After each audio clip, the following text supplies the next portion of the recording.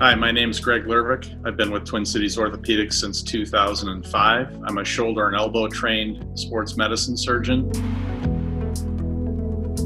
Obviously, there's a certain element of trial by fire that both patients and providers are going through, and I think certainly there's been wide acceptance of this just because of that.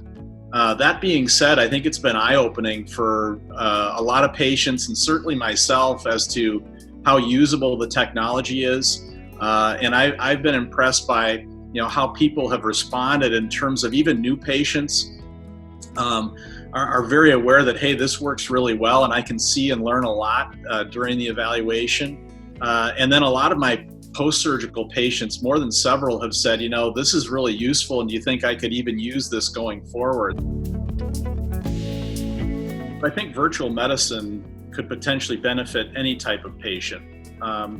Early on here, the people that I've seen benefit probably the most would be new patient evaluations or consultations that come from a distance that have already had appropriate workup with imaging, essentially almost like a second opinion. Even if people have not had prior workup or imaging, I think there's opportunity to provide consultation, guidance on when further imaging might be more required or urgent, and then assessing things like range of movement in various planes and seeing what reproduces their complaint is relatively straightforward, and we'll probably get better at doing this as we gain more experience.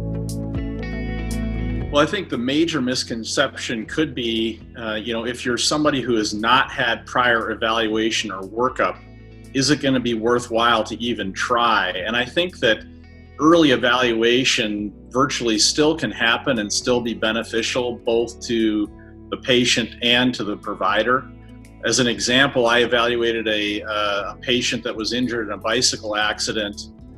What turned out to be a relatively minor injury, a fairly straightforward sprain. I could inspect range of movement, look for swelling, and basically recommend appropriate imaging if necessary if the recovery isn't straightforward. Even more importantly, we can screen share, we can look at imaging that has been already ordered. So if a patient is looking for an opinion, they've already been worked up, I can go onto the screen, share MRI images, go over them with the patient, provide further recommendations in the immediate term that can be helpful, and that's been very well received thus far in my experience.